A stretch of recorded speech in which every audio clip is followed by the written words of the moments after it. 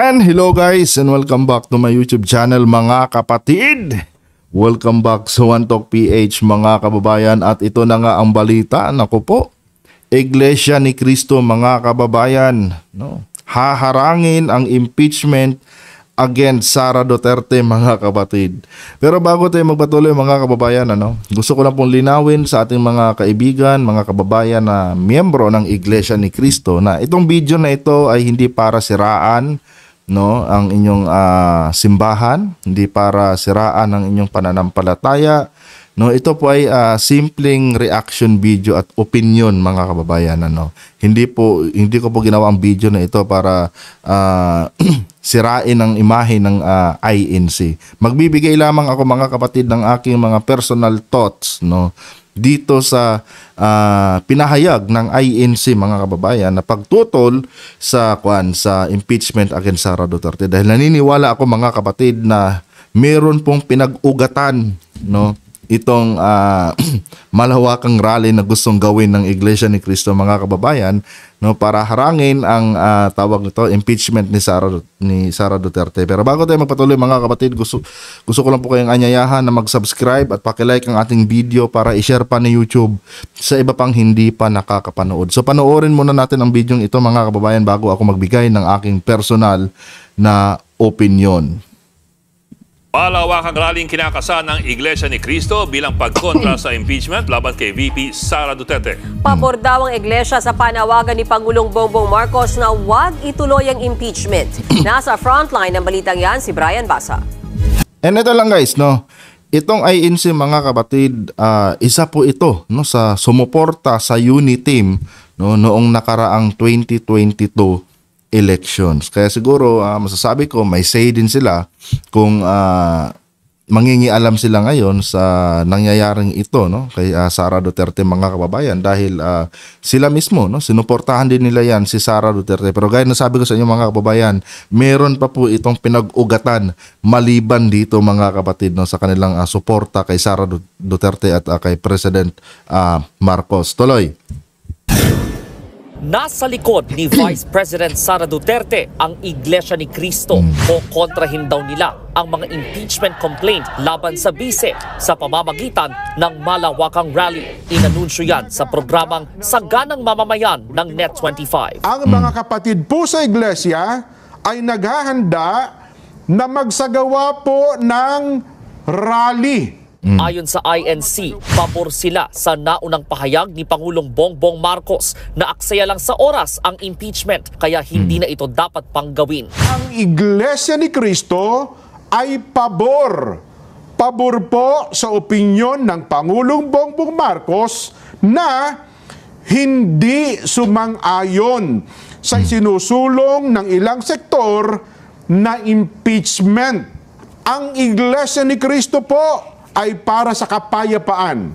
Ayaw namin, ayaw po natin sa anumang uri ng kaguluhan na manggagaling sa kanino mang panig.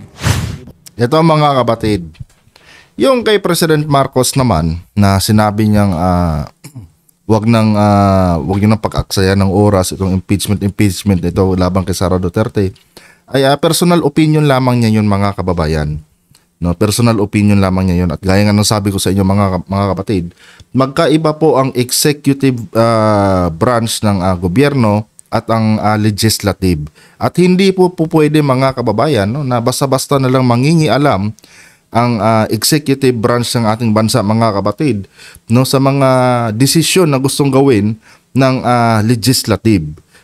So yung kay President Marcos, hindi po utos yon. Yan po ay pagpapahayag lamang mga kababayan ng kanyang saloobin na sa halip na pag-aksayahan nyo ng oras yung impeachment kay Sara, tutukan nyo na lang yung ibang mga bagay na makakatulong sa ating bansa. Yun po yung ibig sabihin nun ni President Marcos mga kababayan. Hindi po niya utos yun.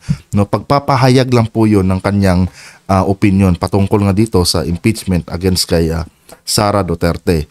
And ito na nga mga kababayan, ipapaliwanag ko sa inyo kung bakit umabot sa ganitong punto itong INC mga kapatid. At masasabi ko base sa aking personal na opinion ito po ay medyo delikado mga kapatid na reaction ng INC dahil may posibilidad ito mga kababayan sa tingin ko lang na mas gugulo ang ating bansa kung itutuloy ng INC mga kapatid itong kanilang sinasabing malawakang protesta o malawakang rally para harangin ang impeachment against kay Sara Duterte mga kababayan. And ito mga kapatid, hindi ko nakikita ito bilang totoong pagsuporta kay Sara Duterte.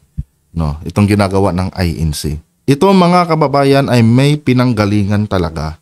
Kasi kung titignan natin mga kapatid, yung mga tao sa likod ng impeachment na ito kay Sara Duterte, meron pong isang individual dyan mga kababayan na kung saan mga kapatid, magpahanggang ngayon siguro ay galit na galit pa rin ang INC.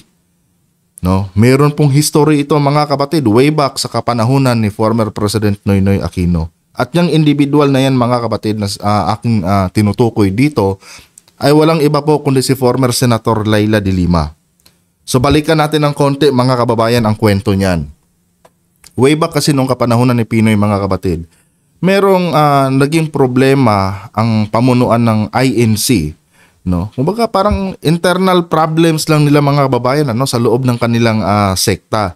Na kung saan itong si Angel Manalo at iba pang mga kasamahan niya na kaanib din sa iglesia mga kapatid ay nagkaroon ng conflict dito kay kay Eduardo Manalo kung hindi ako nagkakamali. And involved pa nga yata doon yung nanay ni Ka Eduardo Manalo, itong nanay ni Angel Manalo at ni Ka Eduardo, kasama yata yun doon sa nasabing issue. And ito mga kapatid, aminado ako dito, mali talaga si Senator Leila de Lima nung time na yun. Kasi nga mga kababayan, nag-take side si Senator Leila de Lima mga kapatid dito sa isang Manalo, dito kay Angel Manalo kung hindi ako nagkakamali. Tapos mga kababayan, merong isang beses na parang sinabi ni Senator Leila de Lima na dapat i-freeze ang pera ng pamunuan ng iglesia. Kumbaga yung buong funds ng Iglesia ni Cristo mga kapatid, gustong sausawan ni Senator Leila de Lima. At gusto niyang sa natatandaan ko parang nagmungkahi pa nga siya na parang i-audit daw yata, parang ganun. Tapos mga kababayan, hindi po nagustuhan yon ng INC. At ang nangyari nung time na yun mga kapatid, nagkaroon din ng malawakang welga itong INC. Napakadami po nila nun mga kababayan. Napakadami po nila nung time na yun. Talagang parang sa EDSA yata din yung nangyari at parang napuno din talaga yung EDSA nung time na yun mga kapatid. Ilang araw ang inabot nun. Dahil tinututulan nila yung mungkahi nga ni Senator Leila de Lima. Galit na galit sila nung time na yun mga kababayan kay Senator Leila de Lima. And parang hindi nga yata natuloy yun mga kapatid Kasi nga grabe yung INC nung time na yun mga kababayan.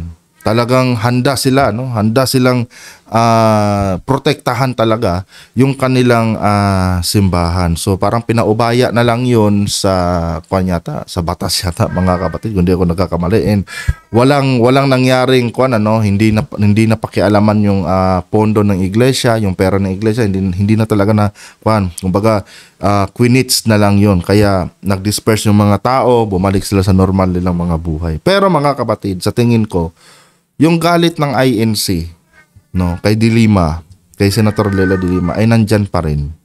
Kaya siguro mga kababayan, noong nakita nila na isa si Senator Leila de Lima mga kapatid sa mga petitioner nitong impeachment against kay Sara Duterte. Same time, syempre supportado nila si Sara Duterte. Kaya ito ngayon nangyayari mga kababayan, itong mga ganitong action ng INC. Diba? Ito po talaga ang nakikita kong rason mga kababayan. Hindi lang po ito basta kay Sara Duterte. Kumbaga, hindi nila gusto or nandyan pa rin yung galit nila kay Senator Leila de Lima. And isa nga, mga kapatid, sa kwan ngayon, sa gusto talagang ma-impeach si Sara, is ito nga si Senator Leila de Lima. No, isa po siya sa mga petitioner nitong kwan talaga. Kaya itong INC ngayon, mga kababayan, no, gusto rin nilang gusto din yata nilang bumawi, no, sa ginawa ni Senator Leila de Lima dati sa kanila.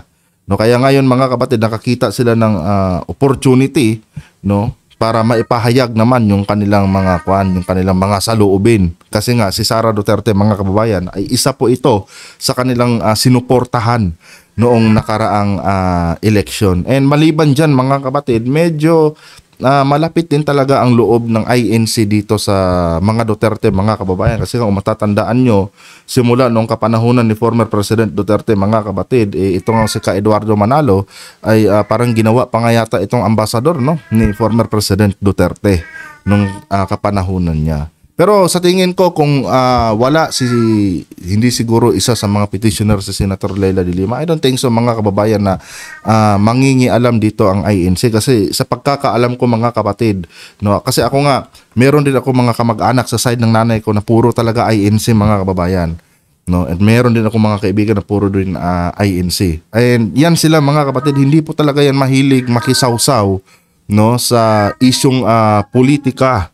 No, sila po ay kusang tumutulong sa tuwing may mga nangangailangan ng tulong, and nilalapitan din ng mga kandidato, ng mga politiko tuwing may eleksyon, mga kababayan. Pero dahil lang dito sa isa nga si Senator Leila de Lima sa mga petitioner ng impeachment against kay Sara Duterte, and the same time suportado nila si Sara Duterte at maging si President Marcos, no? Kaya naglakas loob na itong iglesia ngayon na magpahayag ng kanilang pagsuporta. Pero sa tingin ko nga, gaya ng sabi ko, nag-ugat lang po ito, mga kababayan, dahil kasali nga si Senator Leila de Lima, no, sa gustong ipa-impeach si Sara Duterte. Ngayon, mga kababayan, gaano nga ba kadelikado itong hakbang na ito ng Iglesia ni Cristo? Kung matatandaan niyo, mga kapatid, mayroon po tayong tinatawag na separation of church, and the state. And itong isyong impeachment, mga kababayan, ay isyong pampolitika po ito. So technically, mga kapatid, base sa aking paniniwala, hindi po dapat sana, no, mangialam dito ang INC, mga kababayan. Dahil kung sakali mang itutuloy nila itong kanilang malawakang protesta para suportahan si Sara Duterte at para pigilan yung impeachment, mga kababayan, ibig sabihin, mga kapatid, no, parang politically motivated na rin itong action na ito ng INC. Kasi nga, isa nga si Sara Duterte, mga kababayan, sa kanilang sinuportahan. At ang delikado dito, mga kapatid, is ganito. Paano na lang yung ibang mga relihiyon na ayaw kay Sara Duterte, especially the Roman Catholic, mga kababayan, no? Kasi nga, mga kapatid, kung sakali mang matuloy itong gagawing ito ng iglesia, pwede rin itong gawin, mga kababayan, ng iba pang sekta, no, na ayaw kay Sara Duterte. Tandaan nyo, mga kababayan, na marami ding mga churches noon, no, marami ding mga sekta noon, mga kababayan, ang sumuporta sa kandidatura ni Vice President Leni Robredo. No, marami ding mga malalaking denominasyon noong time na yun, mga kapatid, na si Leni ang sinusuportahan nila at hindi ang Marcos at Duterte tandem. No. Ngayon, kung makikisawsaw ang INC, mga kababayan, may tendency din na yung ibang sekta, no, especially nga itong Roman Catholic na pinakamalaki, no, dito sa loob ng ating bansa, makisawsaw dito at baka sumama din sa kanila, mga kababayan, itong mga sekta din, no, na medyo malaki din ang numbers ng kanilang kongregasyon, no, para suportahan itong impeachment ni Sara. Pagka ganun ang mangyayari, mga kababayan, baka ito pa yung maging hudyat, no, ng malaking kaguluhan sa ating bansa. Imbis na tumahimik yung ating bansa, baka mas lalong gumulong, mga kababayan, no? Kasi I'm sure, mga kapatid, no, itong Roman Catholic talagang susuportahan to, no, at malawak, mga kababayan, no, malawak ang simbahan ng Roman Catholic, mga kapatid. Marami diyan, no, ang makikiisa din talaga para suportahan itong impeachment na ito kay Sara Duterte. Idagdag pa natin mga kababayan yung iba pang sekta diyan, no, na tulad ng mga Baptist, tulad ng mga ewan ko lang kung ang Baptist makikisama, mga born again, mga Pentecostal churches, no, mga Church of God, no, malaking denominasyon din yan yung Church of God, mga kapatid. Yung matatandaan nyo yung nag-viral dati na simbahan na kung saan itong si Rogando Sasot ay pinatayan yata ng mikropono at pinatayan ng ilaw, no, sa nasabing event nila. Yun mga kababayan, mga makaproleni yun, at malaki din ang denominasyon nun. Ngayon, dahil nga dito sa gagawin na ito ng iglesia, mga kababayan, na magpapahayag sila ng kanilang pagtutol dito kay Sara Duterte at sa impeachment against Sara Duterte at magrarally pa sila, no? Pwede nga talaga nitong mga kapatid himukin yung iba pang mga simbahan, no? At later on, mga kababayan, no, ito talaga ang delikado, no, sa loob ng isang bansa pag itong mga simbahan na ito ay mangialam na sa isyong pangpolitika, mga kapatid. Dahil sigurado yan, gugulo talaga yan, no? Gugulo talaga yan. At mauungkat dyan, mga kababayan, yung mga bangayan patungkol sa mga doktrina, no? Yan po sana ay pag-isipan, mga kapatid, ng INC, no? Pag-isipan po sana nila bago nila gawin itong kanilang sinasabing pagtutol sa impeachment kay Sara Duterte, no? Kasi may posibilidad talaga, mga kababayan, na maging simula ito ng mas magulo, no, na sistema dito sa ating bansa. Kasi I'm sure, no, yung mga sumuporta dati kay Leni Robredo, bakit nasabi ko yung mga sumuporta kay Leni Robredo, mga kapatid? Dahil yung mga sumuporta kay Leni Robredo, mga kababayan, yun din yung sumuporta kay Laila de Lima. Gets nyo? Sila din yun, no? And alam naman natin na iisang grupo sila, former Senator Laila de Lima at itong si former Vice President Leni Robredo, no? Iisang grupo yan sila. And ngayon, mga kapatid, alam din naman natin na itong si Vice President Leni Robredo meron din itong hinanakit kay former President Duterte. Di ba? So ngayon, mga kababayan, pag dumating tayo sa punto na magkampi-kampihan na, baka bigla mapilitan, no, na mag-declare si BBM nito ng martial law.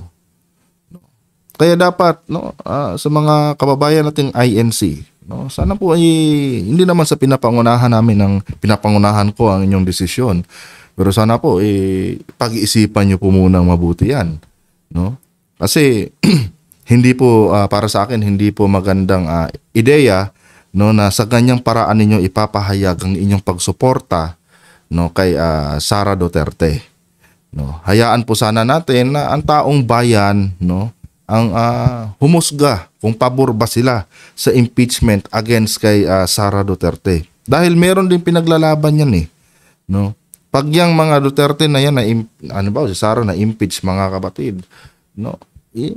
Kahit paano man lang mabigyan man lamang ng kunting lunas, no, yung sama ng loob ng mga nabiktima ng war on drugs ng tatay ni Sara Duterte. 'Di ba? Malaking malaking bagay na rin sa kanila 'yan, no? Yung doon sa mga pamilya na biktima ng EGK ni former President Duterte. Malaking bagay na rin sa kanila 'yan, no, na ma-impeach si Sara. Kasi nga, mga kababayan, nakita naman natin na iisa, no, ang dugo ni Sara Duterte, iisa ang pag-uugali ni Sara Duterte, mga kababayan, at ni former President Duterte. Iisa sila kung mag-isip, mga kapatid. So dito, no, itong pagka-impeach ni Sara ay malaking panalo ito, no? Malaking panalo din ito doon sa mga biktima ng kanyang ama, no. Kaya po sana panawagan lang sa ating mga kababayang INC, magdahan-dahan po muna siguro tayo at pag-isipan po muna natin mabuti, no, kung tama ba itong mangialam kayo, no, sa isyong pampolitika ng ating bansa. Nandun na po tayo sa suportado niyo po sila. And siguro, ang pwede niyo na lang gawin dito sa akin lang, siguro later on, kung sino yung mga politiko na ayaw nyo, di huwag yung suportahan kung manghihingi sa inyo ng tulong, no, pagdating ng eleksyon.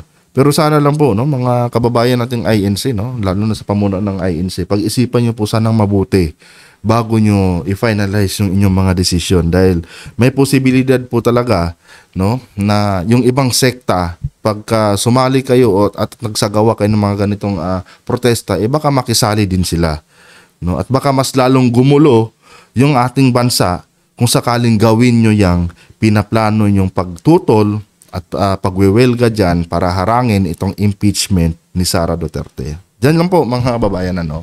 Yan lang po. Naniniwala ako dito sa INC mga kapatid na hindi hangad po nito ay kapayapaan talaga. No. Kaya po sana pag-isipan po nating mabuti, mga kababayan. Hanggang dito na lang mga kapatid. No, kung nagustuhan niyo po ang ating content ngayon, huwag kalimutang mag-subscribe at paki-like ang ating video para i-share pa ni YouTube sa iba pang hindi pa nakakapanood. Hanggang dito na lang. Adios.